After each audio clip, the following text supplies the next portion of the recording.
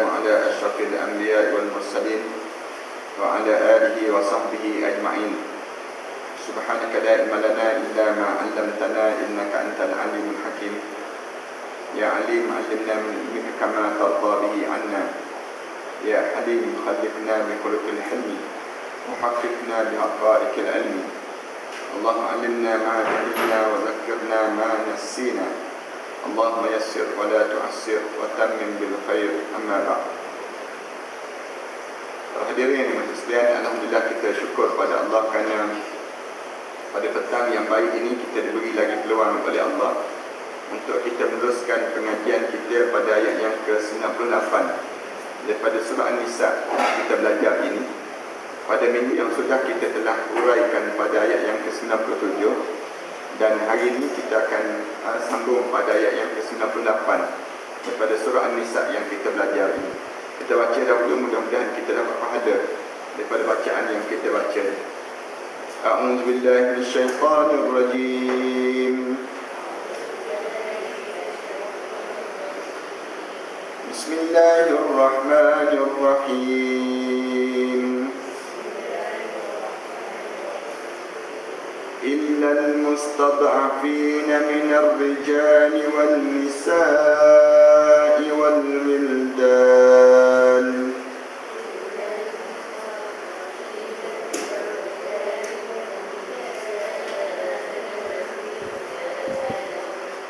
لا يستطيعون حيلة ولا يهتدون سبيلا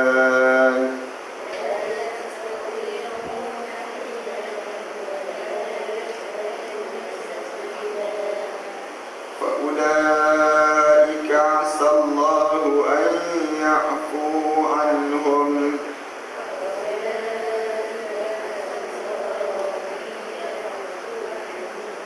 فأولئك عسى الله أن يعفو عنهم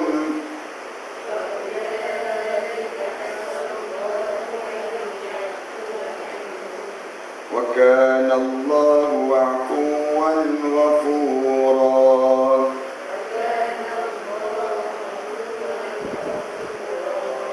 ومن يهاجر في سبيل الله يجد في الأرض مراغما كثيرا وسعة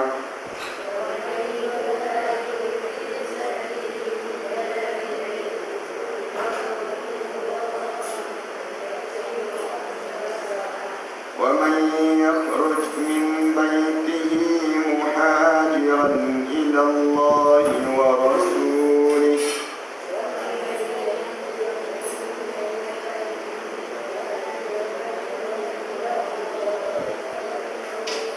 ثم يدركه الموت فقد وقع أجره على الله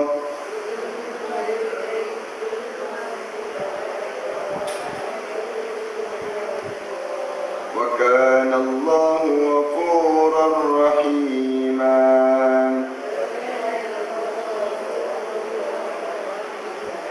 وإذا ضربتم في الأرض فليس عليكم جناح أن تقصروا من الصلاة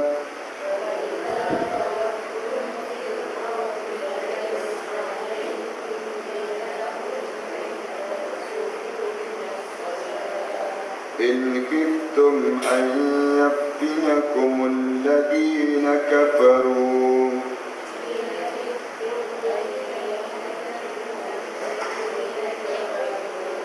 إن الكافرين كانوا لكم عدوا مبينا.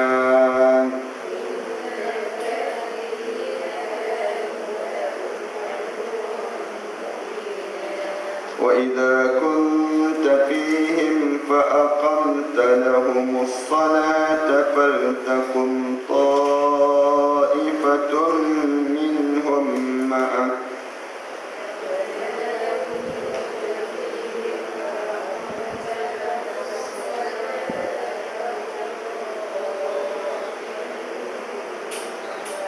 وليأخذوا أسلحتهم فإذا سجدوا فليكونوا من ورائكم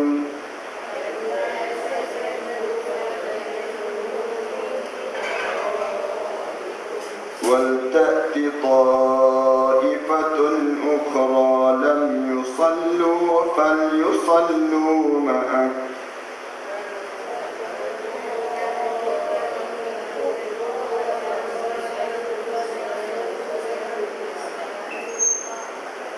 وليأخذوا حذرهم وأسلحتهم ود الذين كفروا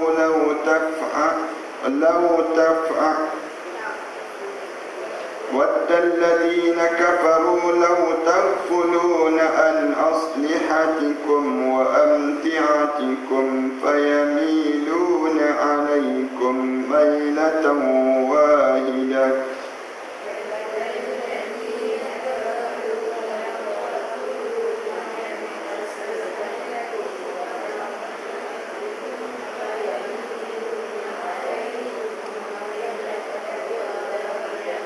ولا جناح عليكم إن كان بكم أذى من مطر أو كنتم مرضى أن تضعوا أسلحتكم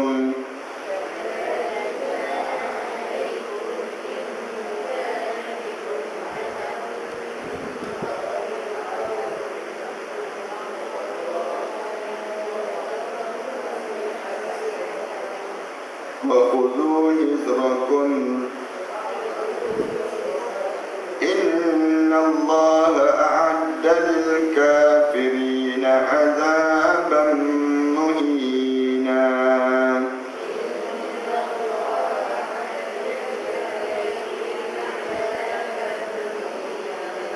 فإذا قضيتم الصلاة فاذكروا الله قياما وقعودا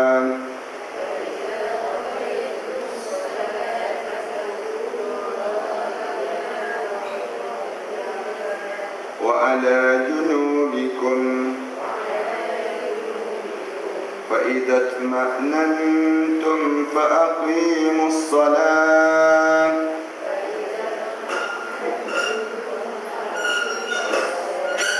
إن الصلاة كانت على المؤمنين كتابا موقوتا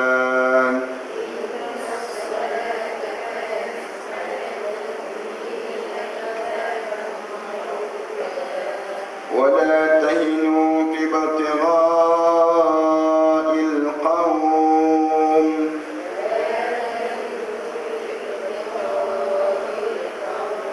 إن تكونوا تألمون فإنهم يألمون كما تألمون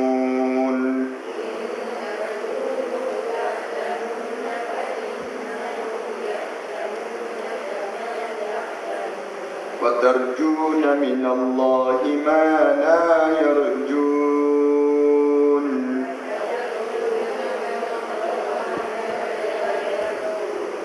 وكان الله عليما حكيما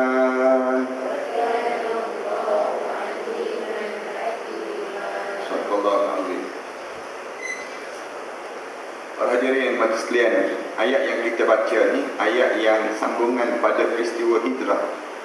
Bila berlakunya hijrah Rasulullah sallallahu alaihi wasallam, maka ada di kalangan orang yang berhijrah itu dia tak nak pergi hijrah.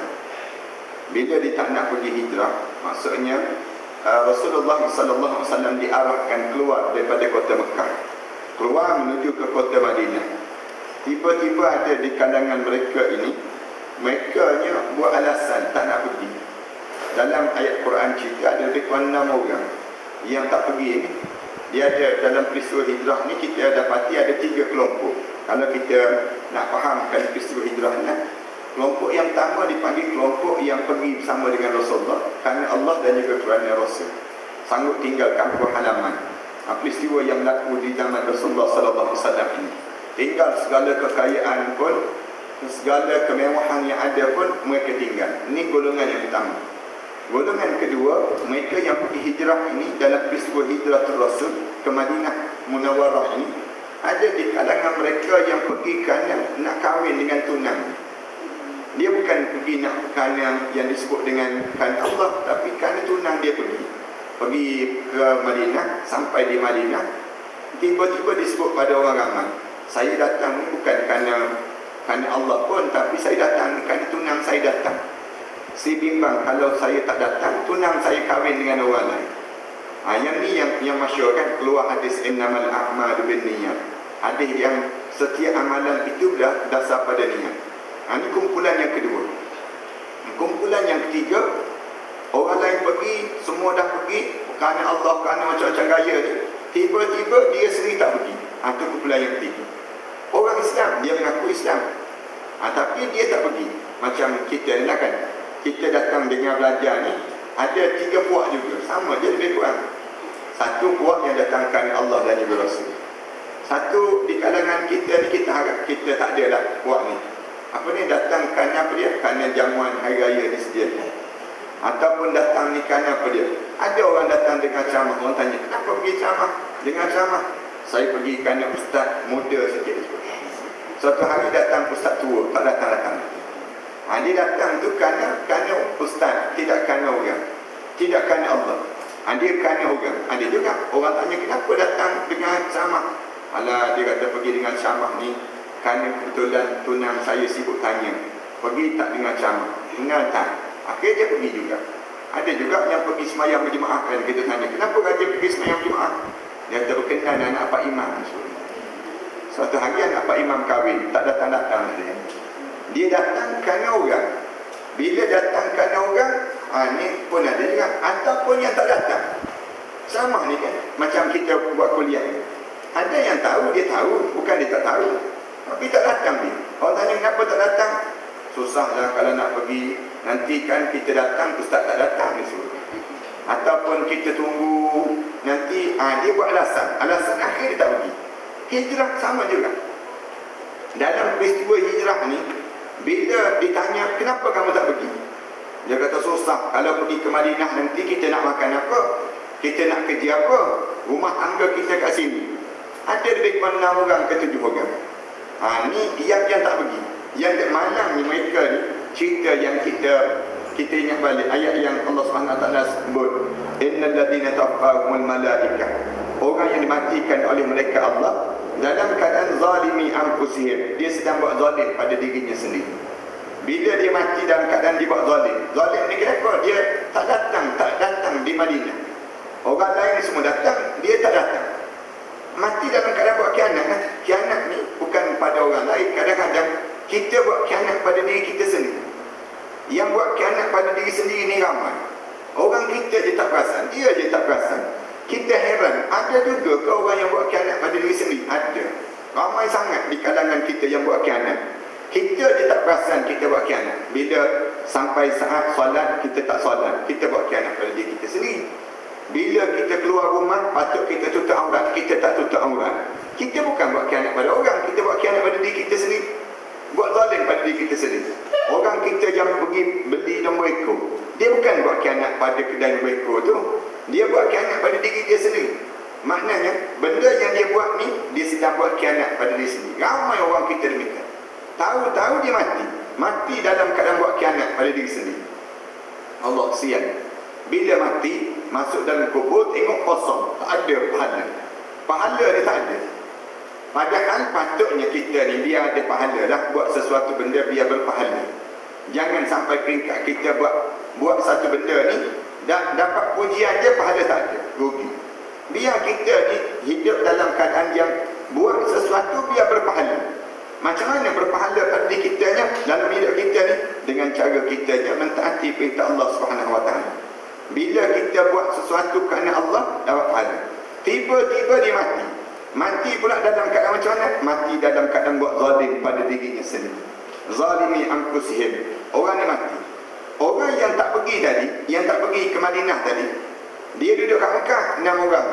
Dia Islam ke? Islam. Dia mengucap 2 kalimah syahadah, dia mengucap. Tapi bila berlaku perang Badar, dia tolong Abu Sufyan untuk lawan Rasulullah. Yang ni jadi masalah. Orang Islam dipanggil, bahasa kita tali baru dipanggil. Menjadi tali baru. Kan dulu zaman Jepun dulu, ramai jadi tali baru Jepun. Datang pula British, jadi tali baru British. Orang Melayu kita sekarang ni pula British tak ada, Jepun tak ada, orang lain tak ada, tapi jadi tali baru kafir pula. Jadi tali baru orang kafir. Orang Islam tapi tak percaya pada Islam, percaya pada kafir lagi, percaya pada orang kafir. Ramai di kalangan kita kan rela untuk bersama dengan orang bukan Islam untuk menentang Islam. Ada ke tak ada? Ada, ramai sangat orang kita demikian. Dia pula tentang, patutnya dia yang sokong Islam, tapi tak, dia menentang Islam. Pelik orang kita. Ada ke tak ada? Ada. Kan bila kita nak tutup, yang disebut kelab malam, misal contoh, yang tahankan kelab malam jangan bagi tutup, orang Islam juga. Maknanya dia jadi tali baru pada orang kafir tersebut. Kita bantah konsert, semalam buat konsert dekat Stadium Melawati. Yang apa dia? Konsert ni Selena Gomez. Yang kita bantah ni, dia pula jadi tali baru kepada konsert tersebut, lawan kita balik. Lawan kita balik. Ada orang Islam demikian. Pelik kita. Sepatutnya kamu ni bila ada orang bantah, kamu tolonglah orang yang bantah tadi, mencegah kemungkaran. Tapi tak, kamu pula yang tentang kita. Kita yang tentang kemungkaran yang dianggap salah. Kita yang dianggap salah, kan? Bagaimana jahatnya manusia ni. Ni yang Allah Subhanahu Wa Taala sebut, bila dia mati dalam kaum orang kafir, mati dalam kelompok orang kafir. Dia tidak kafir, tapi dia mati dalam keadaan tak percaya pada Islam. Ramai tak ramai? Ramai orang kita. Kita mati dalam kita tak menyokong Islam. Mati dalam keadaan yang kita menyokong sekularis. Mati dalam keadaan menyokong dipanggil pluralism agama. Mati dalam keadaan kita memahami nasionalis dalam hidup kita. Habis kita mati kita mikir. Nak punya tadi. Ataupun mati dalam Syiah. Orang kita ramai mana? Yang mati dengan ajaran Yahudi, yang mati dengan ajaran Kaha yang mengaku jadi Rasul, sesat habis dalam hidup. Ini ramai orang kita tak perasan.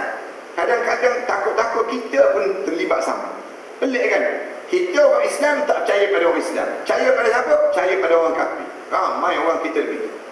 Ramai di kalangan kita ni, dia yang nampak orang kafir itu lebih diyakini dibandingkan dengan orang Islam. Kan? Kita ni kan bila kita nak buat rumah, baiki rumah dan sebagainya, renovate rumah. Ramai mana orang kata, saya kalau panggil orang Islam tak percaya, dia buat rumah cincai, dia buat ala kadar. Habis tu panggil orang kafir lagi bagus dia buat. Ni kita kan, ada orang kita demikian. Sampai peringkat dia tu, orang kafir tu lebih teliti daripada orang Islam. Ambil lagi. Bila kita tak percaya pada Islam, patutnya Islam itu diyakini dan dipercayai. Tiba-tiba kita percaya separuh je. Percaya kat mana Islam? Saya percaya dalam bab solat, saya percaya dalam bab tutup aurat, saya percaya dalam bab ni, tapi dalam bab kehidupan saya tak percaya dengan Islam. Yang ni, bila dia mati, dia sedang buat zalim pada dirinya sendiri. Zalimi anfusihim. Bila dia mati dalam keadaan dia buat zalim pada diri sendiri ni, lalu malaikat tanya, qalu fi ma kuntum, kenapa kamu mati macam ni? Orang yang 6 orang ni, jahat tak jahat dianya, dah halal dia tak pergi ke Madinah. Dalam perang Uhud, dalam perang Badar, dia tahu saja nak lawan Rasulullah, dia bagi sokongan pada Abu Sufyan, bagi duit, bagi emas, bagi perak, bagi unta, bagi kuda untuk nak lawan Rasulullah dalam perang Badar. Bila dia tahu nak lawan Rasulullah ni, Rasulullah sallallahu alaihi wasallam pula diberitahu oleh malaikat Jibril, ya Rasulullah, orang ni bagi bantuan, bukan sekadar bagi bantuan, dia turut serta dengan orang kafir lawan Rasulullah. Lawan Rasulullah, dalam sirahnya cerita demikian. Dia ni pergi, datang daripada Mekah, datang ke Madinah di tempat medan Badar untuk lawan Rasulullah sallallahu alaihi wasallam. Bila sampai tahap demikian, Rasulullah diberitahu oleh malaikat Jibril, orang ni datang Rasulullah, orang ni datang. Rasulullah dengar je, Rasulullah kata pastikan 6 orang ni berjaya dibunuh Rasulullah. Bunuh mereka. Jangan biar mereka hidup. Kerana mereka ni menjadi duri dalam daging. Duri dalam daging. Jahat. Jadi nampak jahat. Dalam perang ni pastikan Rasulullah panggil sahabat ni, bunuh orang ni. Orang ni bunuh orang ni. Orang ni bunuh orang ni. Pastikan berjaya dibunuh. Dan dalam perang itu berjaya dibunuh seorang-seorang. 6 orang tu berjaya dibunuh. Bila berjaya dibunuh, mati mereka ni diceritakan. Rasulullah suruh tarik jasad mereka, heret jasad mereka tu. Rasulullah suruh gali lubang. Rasulullah kata tarik, campak dalam lubang. Campak, seorang-seorang campak. Masuk dalam lubang tu lah. 6 orang ni bezakan sikit dengan orang kafir. Mayat mereka ni dibezakan. Jadi campak dalam lubang tu. Bila campak di dalam lubang tu, Rasulullah pergi dekat dengan lubang tersebut. Rasulullah pergi cekak darah. Rasulullah cekak pinggang Rasulullah. Rasulullah panggil, ya fulan, ya fulan, ya fulan, halimmu ila dunyaku. Wahai fulan, kejarlah dunia. Inilah yang kamu inginkan dalam hidup kamu. Sahabat-sahabat ke Rasulullah. Lepas Rasulullah buat ucapan, sahabat-sahabat buat tegur Rasulullah, kamu berucap depan mayat-mayat ni, mereka dengar. Rasulullah jawab, walaupun jasad mereka tak dengar, ruh mereka sedang mendengar apa yang aku ucap sementara. Kita ni sama juga lah. Bila kita mati, jasad kita ni tak dengar dah macam sekarang ni. Tapi yang dengar apa dia? Ruh kita. Ruh kita ni dengar. Orang tu bercakap, orang ni bercakap, orang berapa ramai yang datang, semua kita perasan. Tak percaya cuba mati, tak percaya. Nak sebutnya waktu mana kita mati tu, kita boleh perasan tengok orang tu. Orang ni bila dia mati, Rasulullah berucap, kejarlah dunia. Inilah yang kamu inginkan. Yang jadi tali barut ni kan, jadi tali barut kepada yang disebut orang kafir ni, yang jadi tali barut pada orang kafir ni. Orang-orang yang ni dia nak apa daripada orang kafir? Nak pada dunia, nak duit. Duit tu mereka nak. Nampak duit tu menjadi nilai ukur dalam hidup mereka. Ramaikan orang kita jadi demikian. Berapa ramai orang kita menggirakan. Orang Islam dia tak percaya. Dia percaya pada orang kafir. Jauh lebih daripada dia percaya kepada orang Islam ini sendiri. Tempat kita sama je. Tempat kita ni kita boleh tengok macam mana orang yang mengaku orang kafir, macam mana orang yang menolak orang Islam.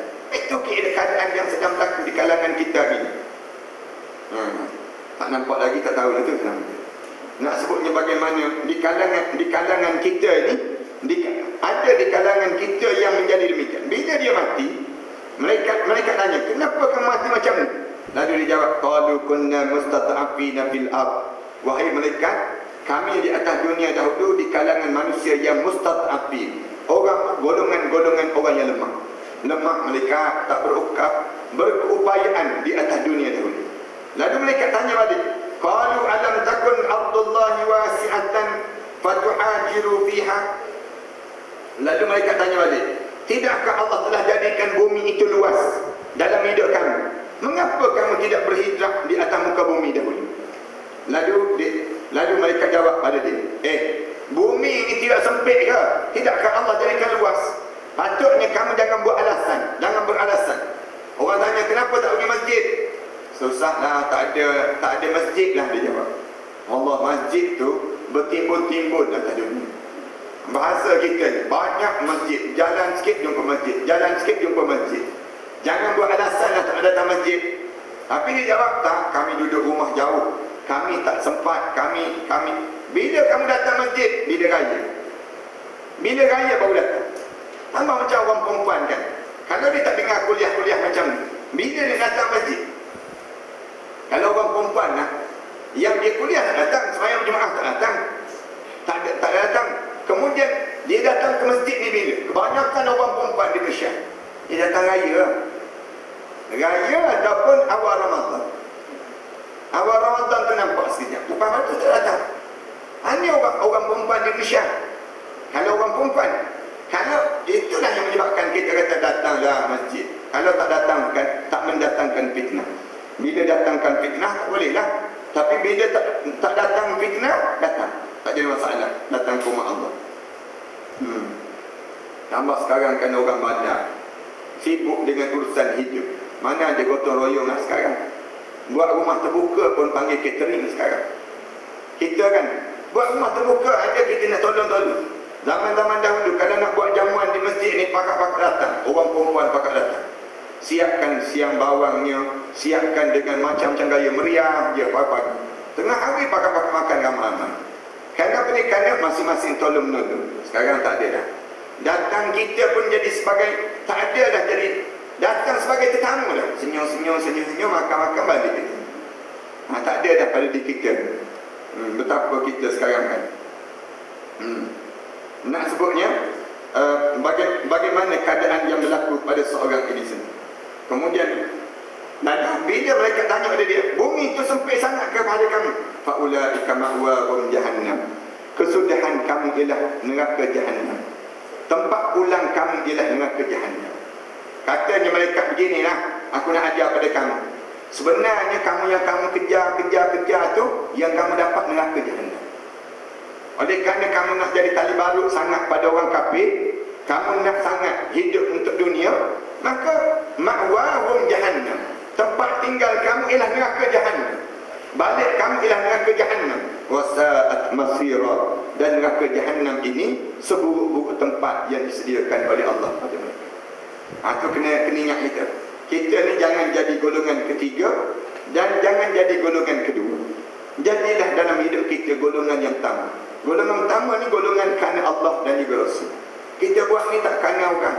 Orang tanya kenapa datang dengan belajar ni? Kerana Allah dan juga kerana Rasul. Tak ada kerana orang, tak ada. Saya buat ni kerana betul-betul kerana Allah. Jangan kita pula datang, orang tanya kenapa datang? Kerana orang ramai datang. Oleh kerana ramai orang datang, saya datang. Disebut demikian. Ataupun kenapa datang? Kerana ramai tak datang. Sebab ramai yang tak datang, saya datang supaya jadi ramai. Dan jangan juga demikian. Tapi kenapa kita datang? Datang kerana Allah dan juga kerana Rasul. Ini keedah yang kita kena faham dalam hidup kita. Buat apa saja pun mesti lillah.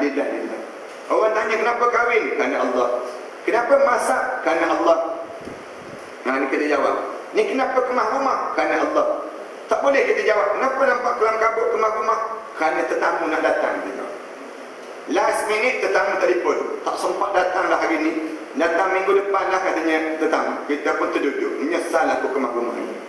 Kalau tahu macam ni pun tak kemah-kemah lagi rumah. Penat kita nak menunggu tetamu. Jangan. Kita buat ni kerana Allah. Bila kita buat kerana Allah, kita tak akan menyesal bila kita mati nanti. Bila kita menghadap depan Allah.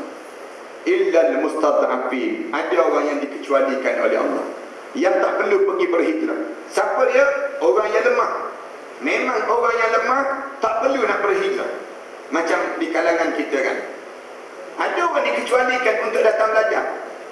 Siapa yang dikecualikan tak datang belajar? Orang yang lemah, orang yang sakit. Orang yang sakit tak datang belajar tak apa. Tapi yang kamu tak datang juga ni, orang yang tak datang juga belajar, orang kawasan ni, dia tahu ada majlis ilmu petang, tiba-tiba tak datang juga. Kamu nak buat alasan apa? Kamu sakit? Bukan kamu sakit, kamu sakit hati. Kamu hanya sedang dilanda dengan penyakit dunia.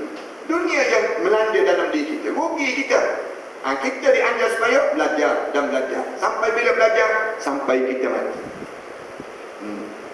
Orang yang dikecualikan untuk tidak berhijrah, orang yang lemah. Minar rijal, tak kira lelaki ataupun perempuan.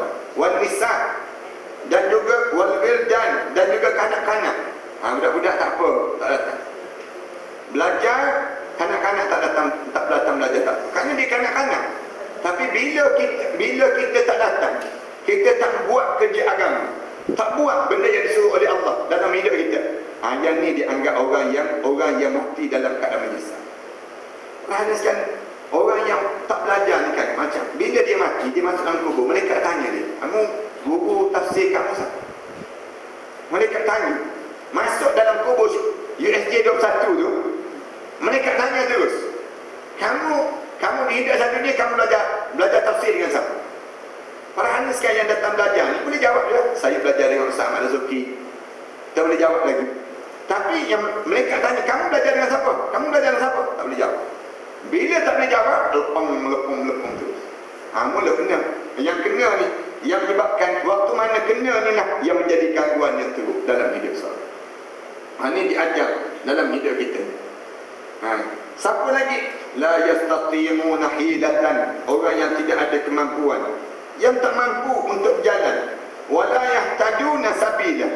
Dan juga orang yang tidak mengetahui jalan untuk dia Orang ni tak apa.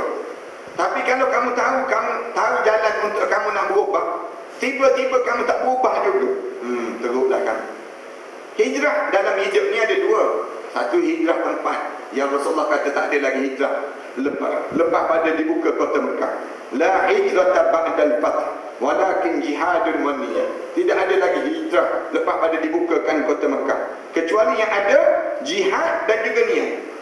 Yang tu je yang ada, kata Rasulullah sallallahu alaihi wasallam. Yang kedua, hijrah dalam hidup berubah daripada perangai satu ketika pada satu ketika pada perangai yang lebih baik. Itu dipanggil hijrah. Ada semua ulama kata ditambah satu lagi, ada lagi hijrah. Hijrah yang ketiga apa dia? Hijrah daripada satu alam ke satu alam, pun hijrah juga. Yang ni pun hijrah wajib dipanggil. Kamu diwajibkan asal dalam kandungan ibu. Kita pun naklah hidup di alam dunia pun nak. Hidup di alam dunia bosan. Orang dah tak layan dah kita. Dia ada sampai satu ketika kita hidup atas dunia ni, kita tak ada lagi dah manfaat untuk orang hidup. Bahkan kita ni jadi bebanan untuk orang hidup. Ada satu ketika nanti, kalau para haniskan panjang umur, para haniskan jadi kesusahan pada anak-anak pula. Anak-anak pula masing-masing sibuk bincang sama-sama mereka. Bila sibuk bincang sama mereka, siapa nak jaga mak? Siapa nak jaga mak? Maknanya kita waktu tu dah tak ada dipanggil nilai untuk kita nak hidup. Anak-anak pun tak nak. Orang tu kata tak nak lah. Abang ada kerja, abang ada meeting lah. Kamu lah yang jaga.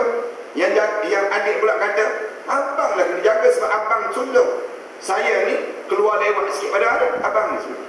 Dia jawab demikian. Kita dengar jauh-jauh. Bila kita dengar jauh-jauh, waktu tu kita sebenarnya tak ada nilai. Kita dah tak bernilai pada mereka. Bila tak ada nilai pada mereka ni, bacalah doa. Doa apa dia? Allahumma ahyini in kana al-hayatu khairan wa tawaffani in kana al-mautu khairan. Dalam hadis Rasulullah sebut, ya Allah, hidupkanlah saya ini ya Allah, kalau kehidupan itu membawa kebaikan pada saya ya Allah. Wa tawaffani, tolong wafatkanlah saya ya Allah.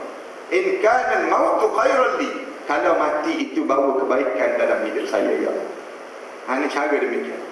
Kita ni adalah masa orang mandang. Dulu kan pantang kita lalu orang sweet je. Tapi sekarang cuba perhati, ada lagi orang nak sweet kita? Tak ada dah. Puas lalu depan orang, memandang makcik ni lalu lagi. Orang sebut demikian. Tak ada dah. Dulu kita berjalan je. Waktu mana kita di alam sekolah menengah dahulu kan, waktu mana kita di alam sekolah di universiti dahulu, semua orang pandang kita, cantiknya. Kalau nak buatlah isteri, nak buatlah pasangan, macam gaya. Satu ketika dahulu. Sekarang ada orang nak pandang kita, tak ada dah. Kita pun tak nak pandang muka kita. Kita sendiri kan, tengok dalam cermin air kerja ke, kenapa tua sangat kita? Kita pula, kenapa tua sangat? Tak nak tengoklah cermin. Setengah-setengah orang tak nak tengok cermin. Nak sebut ni gambaran betapa kita hidup atas dunia. Ni nak gambarkan tentang sampai satu ketika kita berdoa pada Allah, ya Allah, aku ni beginilah perjalanan hidup aku ya Allah. Tapi orang alim tak. Para hadis kan kata orang alim, lagi tua lagi orang hormati. Lagi tua dia, lagi alim dia tengok. Datuk Dr. Harun dia. Kita buat contoh yang mudah. Tengok orang-orang yang Datuk Ismail Kamus. Ni di antara orang-orang alim di Malaysia kita. Yang bawa ni kematian Tuan Guru Haji Saleh Musa ni sendiri. Nak sebutnya dia meninggal dunia, orang alim. Lagi tua dia lagi bernilai. Lagi tua lagi bernilai. Ni kenapa dia? Kerana orang ni dijaga agama. Bila kamu jaga agama, Allah akan jadikan diri kamu itu bernilai. Anak-anak kita pun dia akan rasa demikian juga. Dia bila kita tua, anak ada agama, anak-anak kita tak akan tentang kita, tak akan cakap benda-benda mereka. Bahkan mereka berebut nak jaga sesama mereka. Kenapa? Kerana kita jaga agama. Ini kunci yang kita kena faham. Kunci besar dalam hidup. Sekarang ni ramai orang hantar mak ayah ke rumah penjagaan orang tua. Kunci apa dia? Kerana beban. Bagi mereka rasa beban. Patutnya lagi tua kita, lagi kita berusia, anak kita rasa bermanfaat dengan kita. Ada mak ayah jaga dia. Ada. Bila mak ayah masuk ubat, cuti, ambil cuti. Nak jaga mak ayah ni sendiri. Anak-anak ni bergilir. Kalau nak majikan ada tak boleh cuti, kalau nak jaga mak ayah, berhenti kerja tu mesti. Rela berhenti kerja. Kenapa? Mak ni besar dalam hidup, ayah ni jauh lebih besar dalam hidup. Tapi ada orang nak buat demikian zaman kita. Zaman kita, bila dia dah berkeluarga, anak-anak ni pakat apa dia? Nak tak kita cari orang gaji, teman mak kita, teman ayah kita. Bila orang gaji dah jaga mak ayah ni, itu tanda apa dia? Anak-anak dah tak peduli pada dia. Bila sampai kita dijaga orang gaji, kita bercakap dengan siapa? Bercakap dengan orang gaji. Anak-anak dia ada ke rumah dia, dia ada keluarga dia. Waktu tu apa dia? Manfaat ke kita hidup? Dia datang jumpa dengan kita bila raya, tu pun nak ambil gambar. Kalau tak ambil gambar, tak datang-datang pun. Datang hari raya, nak gambar dia, nak gambar, nak tunjuk keluarga bahagia. Lepas tu, lepas raya, masing-masing balik rumah masing-masing. Ada yang balik ni, tak balik pun ke rumah mak di kampung kalau beraya. Duduk kat hotel. Mana selesa balik rumah mak?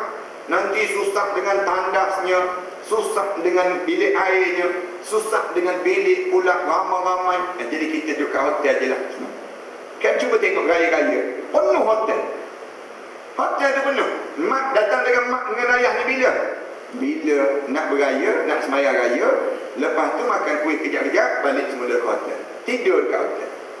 Tak peduli lagi daripada mak ayah. Macam mana mak ayah ni berpeluh, mengalir mata, mengingatkan anak cucu yang dah tak peduli lagi pada kehidupan mereka. Jangan buat, orang ni sekarang jangan buat. Anak cerita ni secebis kisah masyarakat kita yang sedang berlaku.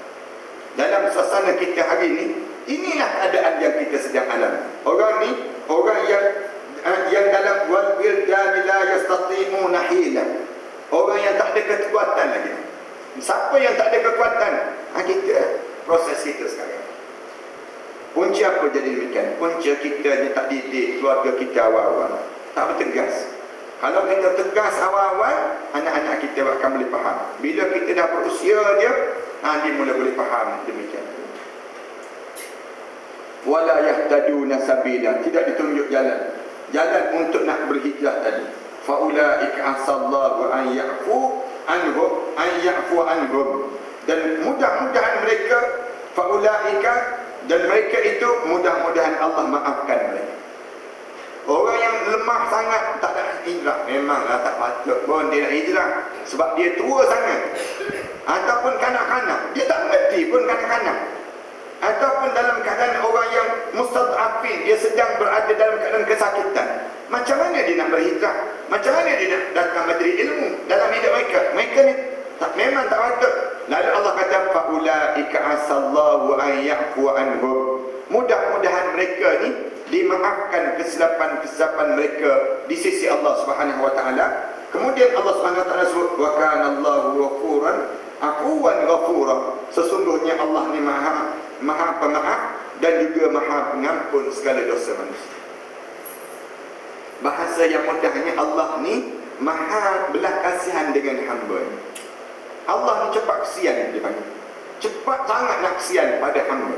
Buat dosa, minta ampun, maaf terus Allah.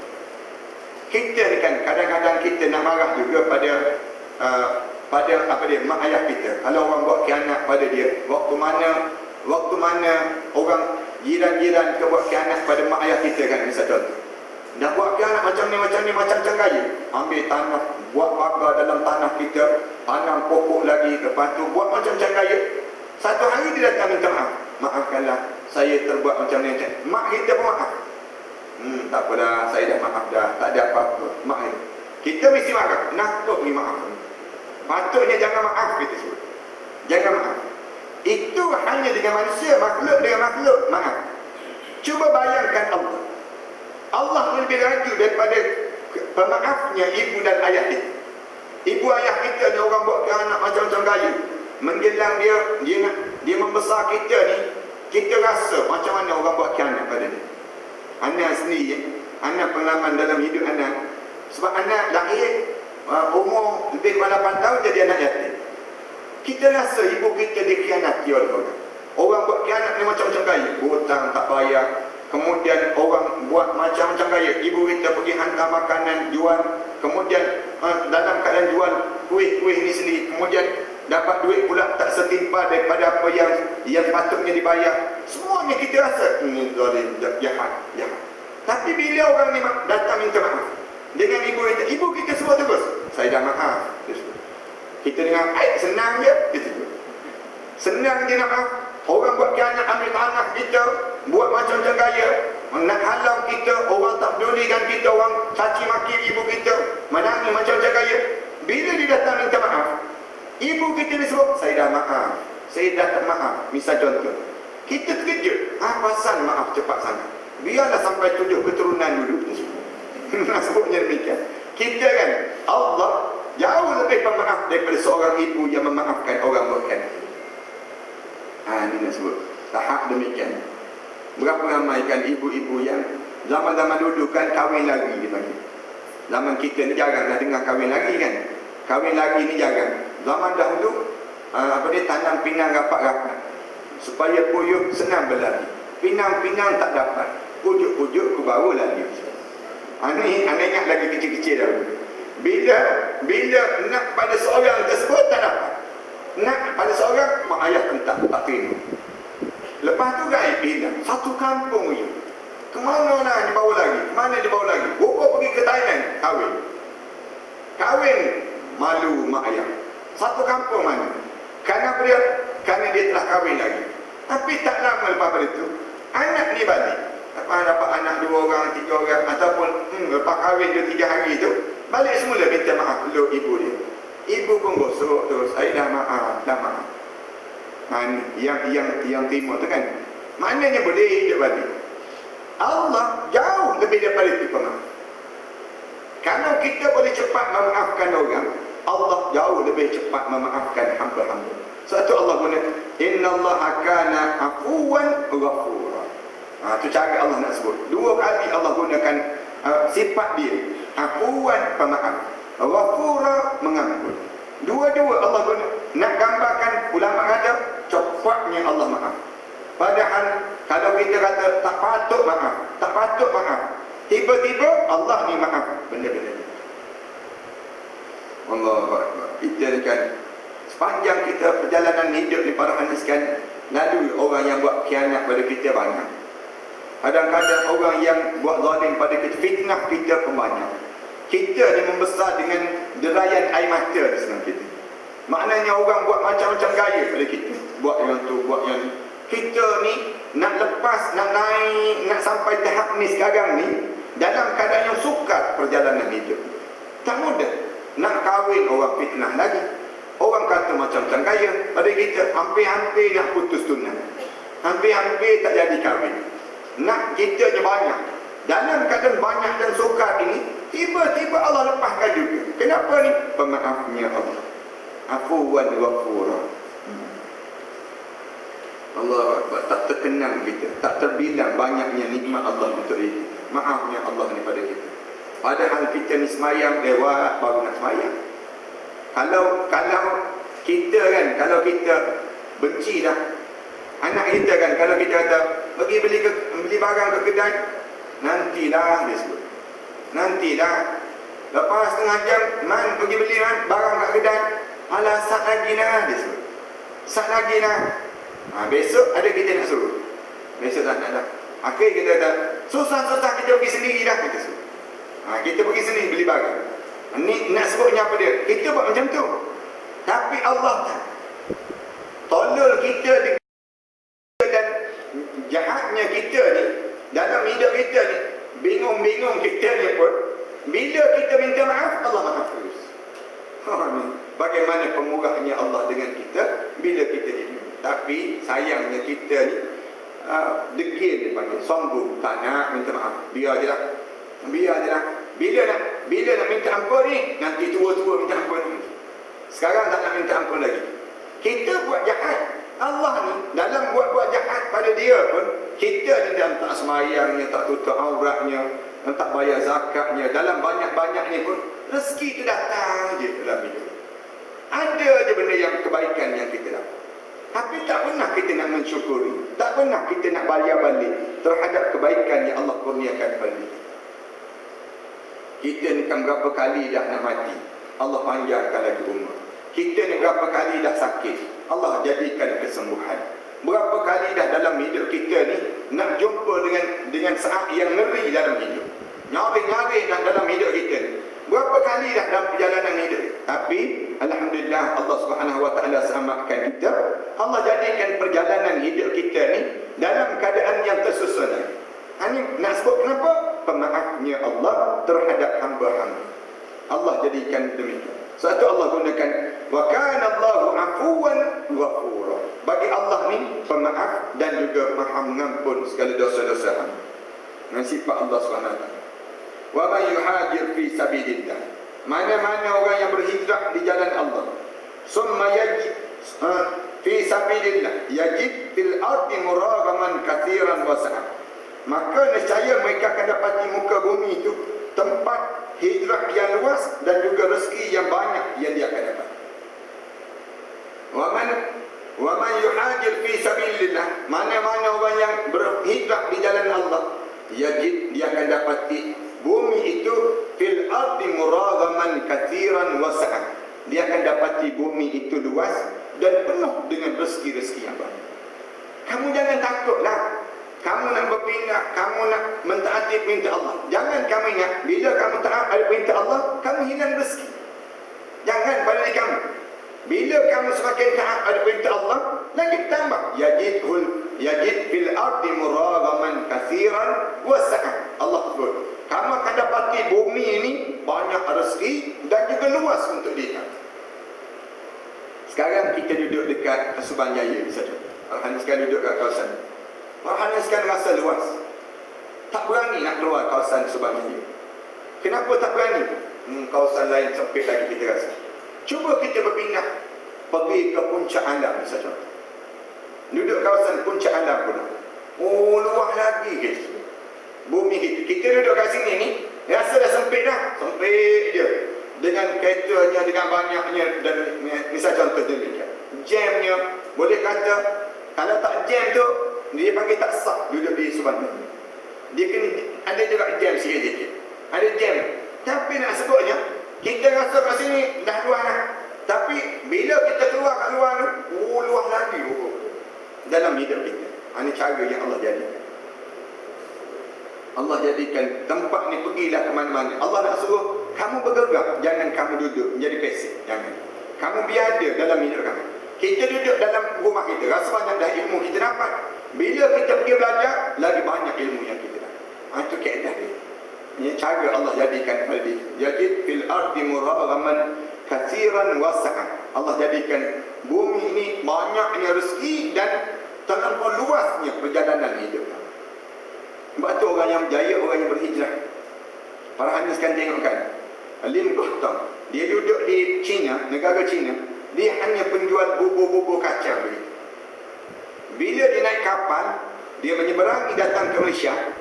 Dia datang ke Malaysia ni, dia menjadi kaya raya. Buka pusat judi Genting Highlands. Anak sebutnya, asalnya penjual bubur dia, penjual kacang dekat negara China. Tapi bila dia berhijrah, Allah jadikan kelapangan rezeki untuk dia terluas dalam hidup dia. Jadi kaya dia. Kaya tapi mampus pun tak bawa kekayaan. Itu nak sebutnya contoh yang mudah. Orang yang berhijrah semua berjaya. Semua dia jadi independen. Bila kita berada di negara luar, para sekali pergi negara luar, tengok anak-anak kita yang berada di luar negara. Kita pergi tengok macam mana mereka tak dalam mereka berada di negara orang. Mereka hidup senang. Anak pergi ke tengok di kalangan saudara-saudara kita di Dubai misalnya. Pergi tengok di Dubai. Anak tanya pada mereka, macam mana nak balik Malaysia lagi? Tak nak Ustaz. Seronok tinggal kat sini. Apa yang seronok? Gaji banyak, cukai tak ada. GST tak ada. Dia kata, gaji banyak mana? 60,000, 70,000 sebulan. Duit Malaysia. Lepas tu masa pula ada dengan keluarga. Datang kerja pukul 9, balik pukul 2 petang. Pukul 2.30, pukul 3 petang dah balik dah. Sempat semayang asar lagi berjemaah. Dia sebut demikian. Orang luar daripada negara kita tanya nak balik semula. Kerajaan buat patut program pulang balik. Wahai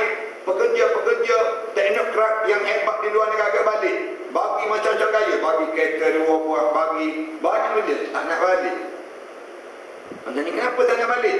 Jauhkan sedap seronok di tempat yang di sana. Ini cara bagaimana Allah jadikan dalam ini. Orang Kelantan, duduk Kelantan, tak selesa, datang ke tempat lain, keluar pergi duduk di Johor Bahru, tinggal dekat Kuala Lumpur, tinggal akhirnya jual nasi kerabu je. Besar je, mewah je dia. Ini dia akan keluar je daripada tempat itu. Kamu akan dapati yajid fil ardi muraghaman katsiran wasa. Allah jadikan rezeki kamu itu banyak. Ini cara Allah sebut demikian. Maknanya kita ni jangan terperuk di bawah tempurung. Jangan dalam keadaan tak aktif. Islam dia nak suruh umat yang aktif. Kamu ni kena luaskan kuasa yang ada, dipanggil bidang yang kita ada ni, panjangkan lagi. Kita dah menjaga dah satu cawangan. Kita dah ada dah satu cawangan. Buka lagi cawangan lain. Bila kita buka cawangan ni, lagi banyak sumber yang Allah bagi rezeki dalam hidup. Ini cara yang Allah jadikan dalam itu. Anda mula-mula buat sekolah tahfiz. Anda ingat cukup dah 100 buat. Lepas tu orang tawarkan buat pula di Langkawi. Mana kata jauhnya di Langkawi. Kenapa pergi? Nanti nak cari rezeki macam mana? Macam mana nak survive untuk gaji-gaji? Tak. Rupa-rupanya Allah jadikan rezeki kat sana. Buka pula di Kelantan aja. Lepas tu buka di Shah Alam. Buka pula di Pahang. Semua ada rezeki-rezeki yang tersendiri. Oh, begini rupa-rupanya. Patutlah Allah suruh kita ramaikan zuriat. Kenapa Allah suruh kita ramaikan zuriat?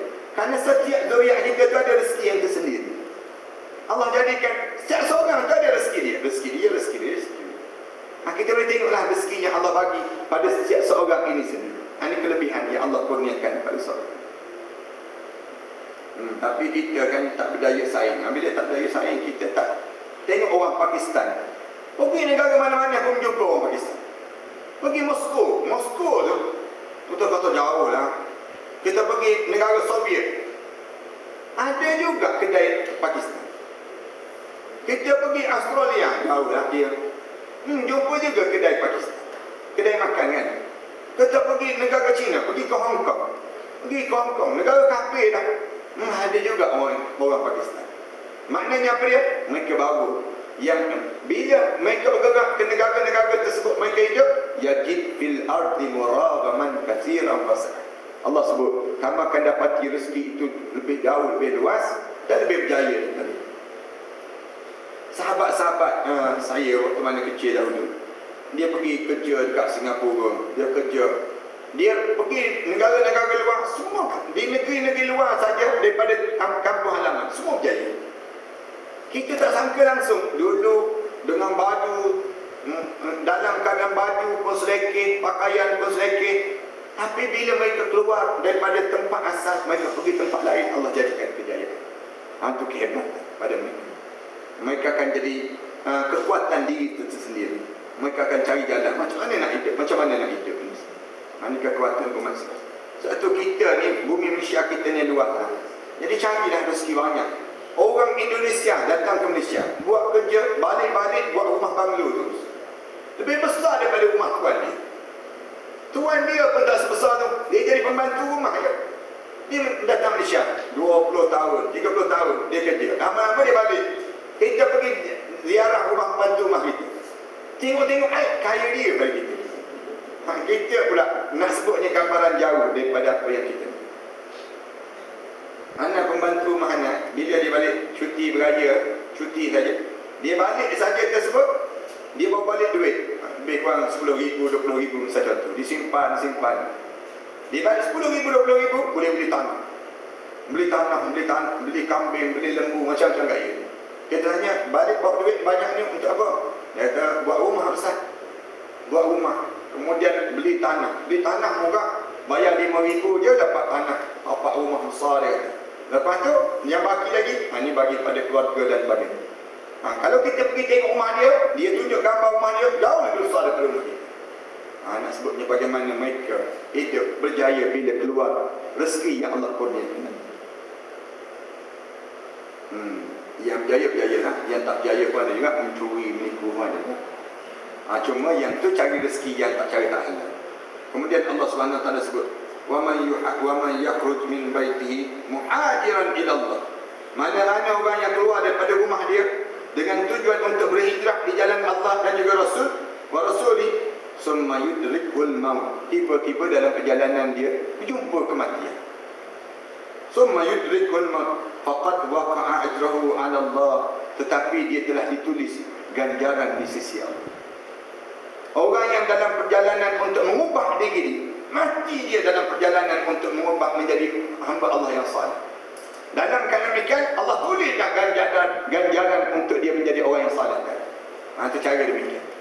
Wa kana Allahu, kemudian Allah Subhanahu wa taala sebut, wa kana Allahu ghafuran rahima. Sesungguhnya Allah ni Maha mengampun dan juga Allah Maha belas kasihan dengan hamba-hamba. Kita berhenti sekarang ini, insya-Allah kita sambung pada akan datang. Wa idza darabtum fil ard, dan siapa-siapa yang jalan di atas muka bumi pula, macam mana cara dia. Sallallahu alaihi Muhammad wa ala alihi wa sallam.